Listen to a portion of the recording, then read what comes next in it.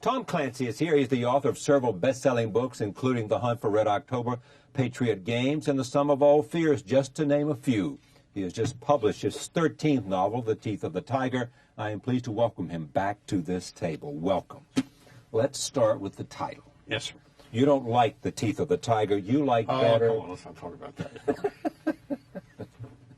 No, but let me get at an alternative title that you would suggest. It's a better way of putting it. Okay.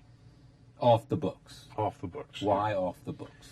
Because the book focuses on a fictional agency that operates outside the budget process. Right. And has freedom to do whatever they want to do, and Correct. nobody is taking an accounting of them. Exactly. And if that doesn't work, they have signed presidential pardons in a safe deposit box. You have here the central characters are younger than Jack Ryan. Jack Ryan is now president. Actually, ex-president. Ex-president, right. But he'd been president. So did you sit at home and say, in front of your computer, and say, I got to create this time a new generation of guys like Ryan, who you have said before is kind of your model of who you'd like to be? No, what happened was I had to think through a theoretical government agency that actually sends people off to see God. Right. And who does what? They send people off to meet God. So they kill. Yeah. And so you're exploring the idea of how would you set such an agency up in such a way that it could remain covert? And the only way to do that is keep it outside the budget process, so nobody on the Hill would know that these people exist, because Capitol Hill is about as leaky as a colander. Well, don't we have a bunch of stuff off the books anyway in our government? Only, yeah, but those are things that they don't tell the Congress. You know, like the stealth fighter, for example. The Air Force is very good at keeping things black, because they that's what I was referring anybody. to. You got a lot of stuff that's sort of black, because it doesn't appear in the appropriation. May appear as a big number, but nobody knows what the number means. is. A member of the Senate once confirmed to me something that I thought I knew, and sure enough, I was right. And he shouldn't have told me that, but he did. You were right in knowing that there were things off the books. There is a certain object that they say doesn't exist, but really does, and I even guessed where it is, and he confirmed it was there. What was it? Can't tell you. Well, just give me a hint. It flies real fast. Oh, okay. Some kind of missile. Plane. It flies real fast. Speaking of missiles, were you the first person to speculate about the idea of planes being used as missiles? Well, the Japanese did it in 1944 and 45. Yeah, I know. Kamikaze mission. Yeah. But I mean, after that, in terms, has anyone said, when we looked at what happened on 9/11, Clancy wrote about it. People have made that connection. Yeah, I've been living it down ever since. I know you have. Yeah, I said that, but yeah, I had a little deal with myself that I wouldn't write about it until I discussed it with the Air Force first, and I did that around 1988 or 89. And I talked to the head of Continental Air Defense, and I said, this is an idea I've had, and have you ever looked at it? And he looked, in the course of my exposition, his eyes got kind of narrow, and he says, well, Mr. Clancy, I'm thinking, click, something important about these. Yeah, exactly. To the best of my knowledge, there's no plan for dealing with that threat, because nobody's ever thought of it. But I promise you, come Monday morning, my staff's going to be looking at it. So, like I said, look closely enough as it happens. Things get lost within the bureaucracy. Where did you come up with it? I was in college, and somebody asked me, I was head of the chess club at Loyola College, and somebody asked me a theoretical question, because I was known around the campus as being a guy who did that sort of thing. How do you take out the whole government, but you can't use nukes because that's cheating? And I came up with either a joint session of Congress or better yet, an inauguration of a new administration, where the whole chain of command is in one spot. You can take that spot out, there ain't no chain of command. And how do you do it? With an airplane. Exactly. That's the only way. So you thought about that when you were at Loyola? Yeah. I like abstract problems. It's just guy laid that on me. Took about 10 minutes to figure it out. I'm going to come back to some of the things you haven't answered. But when you were at Loyola, did you know you really wanted to be a storyteller? That's what you were? The writing bug bit me in high school, and I just decided that I wanted to see my name on the cover of a book someday. And I just never let go of the dream. Was that ego, or was that people say... Some people want to be docs, and some people want to sail a ship around the world, or fly fighter planes. That was just my dream. Okay. Everybody's got one. You got one. Everybody watching this has one. Has a dream. Yeah. Most people don't realize it, number one, and you realized you were big time. I got lucky. Back to Jack Ryan. You felt the need to create a new generation of characters. In this book, yeah. Well, this book, you mean you're going to go back and do an aging Jack Ryan?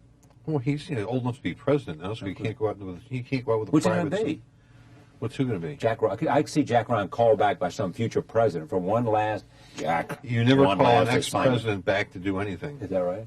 When's the last time it happened? Well, maybe that's a problem rather than a fact. Now, the people who sit in the White House have too much ego to share work with one of their former colleagues. Is it true about generals? Do they call generals back and That admirals? does happen occasionally, yes. Occasionally. Rarely, but occasionally. I saw where Wesley Clark today might run for president. You think that's a good idea? I've never met general. him. I know Colin Powell knows him, and Colin says he's pretty good, and that's good enough for me. Colin Powell is to you what? He's a hell of a great American. Yeah. A very bright guy who's done everything right in his whole life. He's a patriot. He's about as good as a guy can be. Yeah, I agree with that. But do you two share the same worldview? Well, Mr. Secretary and I have not sat down for a large rehash of the way the globe is, but generally, yeah, I think so. Our outlooks are pretty much the same. Yeah. What do you think of the war in Iraq? I think we won. And what do you think of the way the peace is being? Look, the real world is. See, I knew we were going to. Once you said, "Look," I was waiting for the time Clancy would say, "Listen" or "Look." The real world is not digital; it's analog. It means it's fundamentally untidy. Yeah. And so the Iraq situation is going to remain untidy for quite some time to come. But at the end of it, Iraq's going to be a free democratic society, and that's a win for us. And for the region. Yeah, for the whole world. I mean, democracy works. America's proven that to the world. Now, some parts of the world are still a little bit retarded on that, like China, North Korea, and a few others. But democracy on the American model works better than any political system in the world. Now, here's what's interesting, Tom, because you know, everybody gives you great credit for your sense of the technology. I mean, here, this book is in part a description of how you kill people. Yeah. That's part of what's in this book. Mm-hmm. And how can you go about it in a way that's undetectable so everybody looks like they died of natural causes. Yeah. Right? That's the clever part. Yeah. That's the clever part, exactly. But when you have a great interest in all things technology, and especially as it concerns warfare. Mm-hmm. Fair, right? Fair enough? Yep. If you accept that, are we just way light years ahead of everybody else? It depends on how you mean it. In terms of technology, yeah. Coming out of Kosovo, everybody said, gee, the NATO countries were, and that's part of the reason they have problems with us, some of them, because we didn't need them.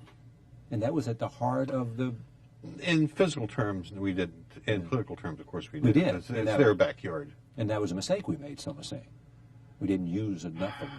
Well, the Clinton administration wasn't real big on foreign policy. All right, we're not talking about Clinton administration. We're now moving to the Bush administration and the Iraqi war and the idea of those nations that might have felt irrelevant. And, as Wesley Clark said, that going to war without international support, he said, today's paper. Probably a mistake. Yeah, mistake. And most of the guys in the Pentagon that would agree with that, or not. I've never talked to him on that issue. I was, when all that stuff was happening, I was working on this book. I didn't have much time for philosophical discussions. When you talk to them, is it mainly about sort of guns and not about big ideas? Or do you talk to them about big ideas? When you talk to generals, you talk about big ideas, not little ones. You talk to the sergeants about little ideas. So what big ideas do you talk about? Oh, it depends on the situation. How what's the next 10 years going to look like? And tell me what the next 10 years are going to look like. Well, we don't know yet. Well, but you got to have an idea, otherwise you can't plan. Fundamentally, I think America is going to win. America is going to help transform the world into a democratic world, which I think is a worthy mission for our country. We're going to help the world put an end to war as an instrument of international policy. That's also an effort worthy of our country and our history. Do you think the world understands that, or does it resonate with the world? Well, look at the French. The French are not the world, but go ahead. The French, they're kind of like a big sister. They think they know better than us, but we're the one who went out and made the money. and they're offended that we still don't take their advice. Well, tough world, but we've grown beyond that. Or don't think we need them. I don't know if I go quite that far. Well, but I'm talking about how their perception, not the reality. The French have this amazing love-hate relationship with the United States. They eat McDonald's, but they burn the places down. Yes, exactly. They asked Disney World to invest in their Jose country. Boba. Yeah. They didn't burn it down. They just simply, they actually painted around it. But They ask Walt Disney to invest money in their country, and then when it's done, they call it a cultural Chernobyl, which I thought was very bad manners. and now it's one of the great tour sites in Europe. It was probably built in the right. It probably should have been built in Spain, but I'm not on the board of Walt Disney. It's a love-hate relationship we have with them, and when the Germans are making noise, they love us. Here's what interests me about this, because you talk about the next 10 years. Mm-hmm. Terrorism is the battle of this century. Yeah, so far. So far. This book postulates terrorism and drug dealers coming together.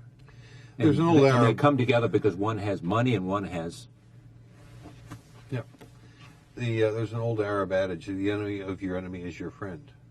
Okay, well, we don't like the cartel, we don't like the terrorists, and so they share enemies, and I think it's entirely plausible that they strike some kind of alliance.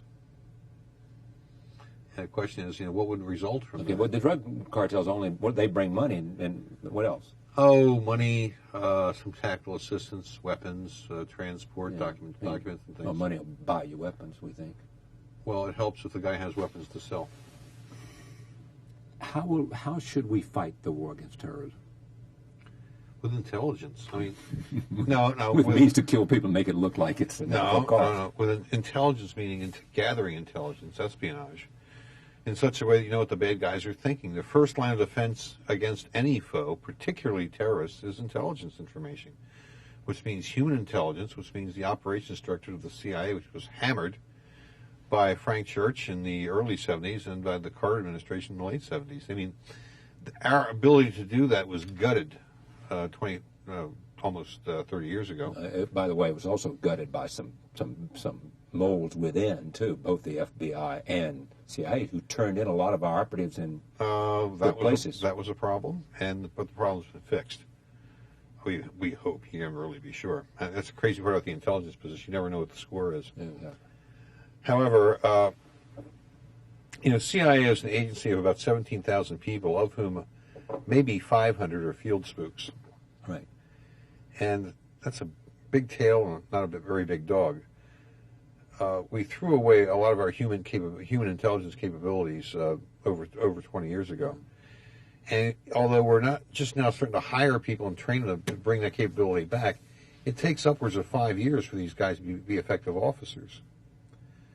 So just because we're funding it now doesn't mean you flip it on like a light switch. Right. It takes time. Yeah. And terrorists, it is said, are the hardest to...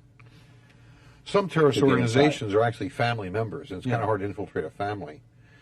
And the other thing that the members of Congress have trouble with is that, quite simply, if you want to go down a rat hole, you better have some whiskers.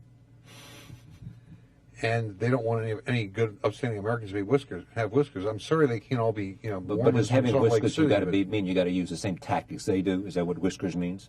short of things like cold-blooded murder, yeah. But to look and act like them. The FBI had an agent named Joe Pistone who infiltrated the mafia. Right. And he wrote a book about it called Donnie Brasco, Right. My Life in the Mafia. And then they made a movie about and it. he got in so far that he almost became a made man, at which point there was a collective panic in the FBI when the director looked up and said, how do we tell a federal district court judge that a sworn special agent in the FBI is now a made member of the mafia? And that's when they had to cut the operation off. And we found that it got a lot of useful information, but that's what the CIA does, except on the international basis, not just the domestic basis.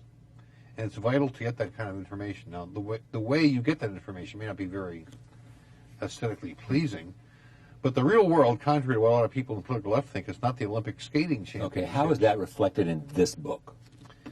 Well, they don't do style points. What do they do? They send people off to see God. In what way? How do they do it? Oh, the people have to read books see that. I mean, I got that information from my friends at Johns Hopkins Medical School. I mean, Is that what you went to them and said what? I said I need a way to kill people that works relatively fast, and in a way that can't be detected afterwards. And they said, "Oh, you use this." This was what? It's a chemical. Chemical. Yep. And it kills. It makes them. you look like you had a heart attack? Correct. What else did they tell you at Hopkins? Oh, so it's kind of sensitive information. Yeah, I can't talk openly about that. Yeah, because... Oh, you're teasing me now. No, I got it from one of the docs who's treated me down there, an Really? ophthalmologist. Yeah. An ophthalmologist? Yeah. This is See, when they're you had all your- docs, and they also you had your eyes fixed. Yeah. Yeah, I mean, well, actually not that one, but Yeah. I mean, they're all physicians, and they also know what to do about high blood pressure, even though they treat eyeballs. I know. They do. Is this the beginning of a whole series? You think? Probably, yeah. I haven't really decided. With Jack Probably. Ryan's son. Yep. Now, why doesn't he go to the CIA? Because he remembers his father griping about CIA when he was in the White House. See, as I said earlier, the CIA is a huge government bureaucracy with limited productivity. And hey, we got some really good people who work there, Right. And some of them work there at hazard to their lives. But it's still a government bureaucracy, and the tail wags the dog. Do you believe that they hype the intelligence in order to give the president material to use in Everybody explaining does that. the war? Everybody does that. Politicians do it. Car salesmen do it. Everybody does it. Doesn't make it right, just a human characteristic. You mean glorify their own numbers? A lot of people in the world like to pat themselves on the back. If there was another, I mean, I'm fascinated about how the war against terrorism will be conducted. Tell me what you've learned about fighting terrorism from all your contacts in terms of, because there is a record of where it's been successful. And in order to make it successful, what's happened?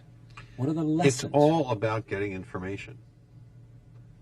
Yeah, America, the FBI here in America was supremely effective at shutting down the IRA. We cut off their sources of funding in America. Just shut it down. And the IRA no longer gets any money from the U.S.? I don't mean the government, I mean the people. Buy a couple of pints with, that's about it. Yeah, well, I don't know. I would be surprised they don't get more than that.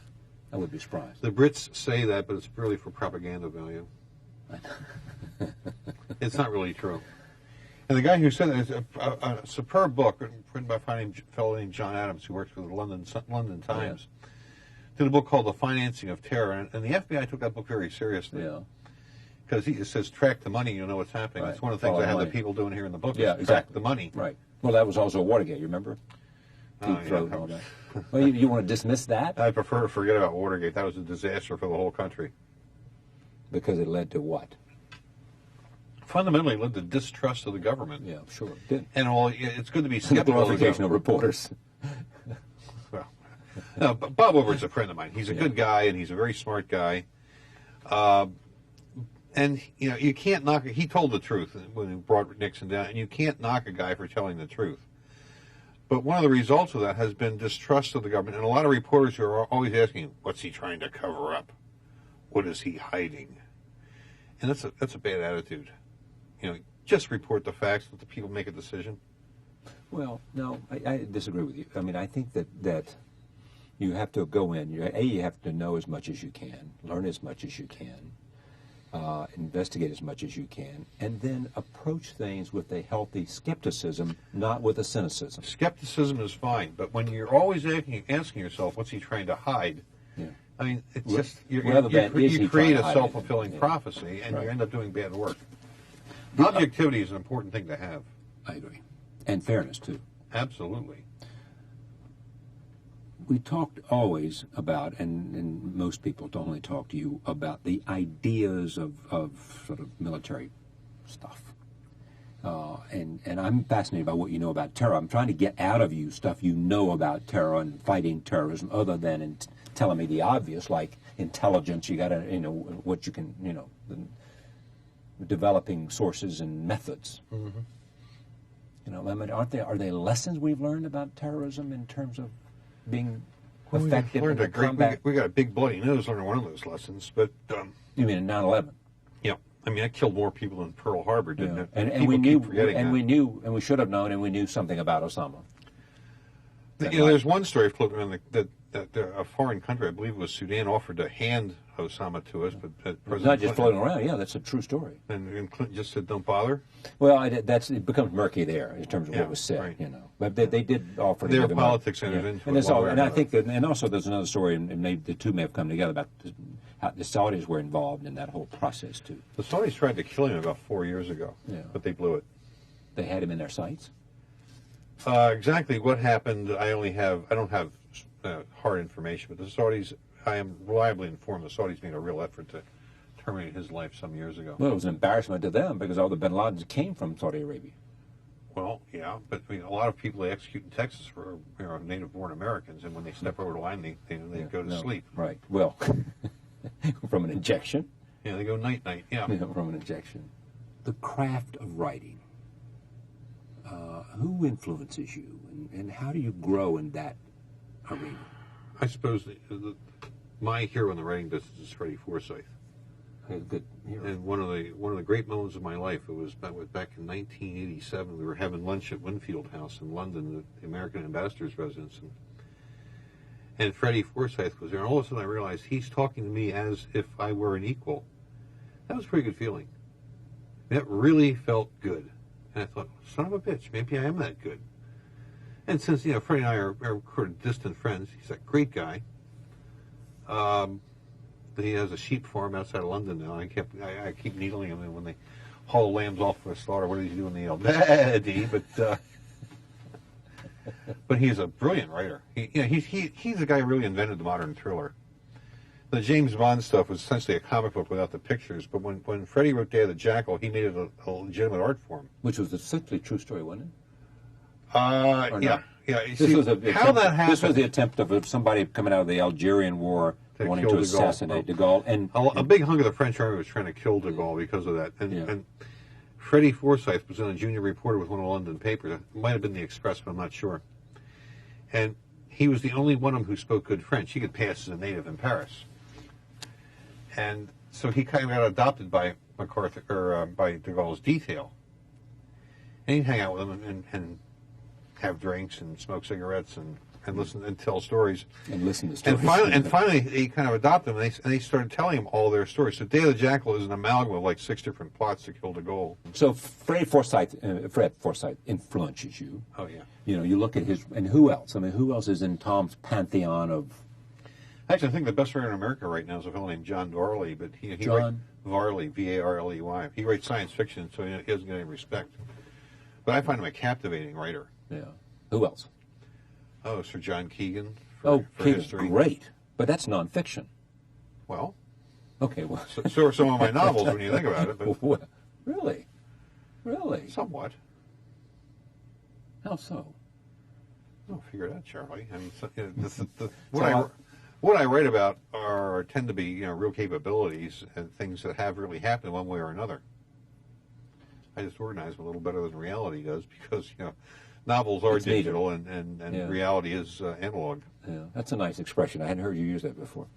Tom Clancy, The Teeth of the Tiger, a novel. Listen, this many readers can't be wrong about Mr. Clancy. He is a born storyteller. He does know his stuff about military and intelligence and things like that. And he said he puts it together in a digital rather than an analog manner. Thank you. My pleasure, sir. My pleasure, sir. Always good to see you, Charlie. Thank you. Great to see you.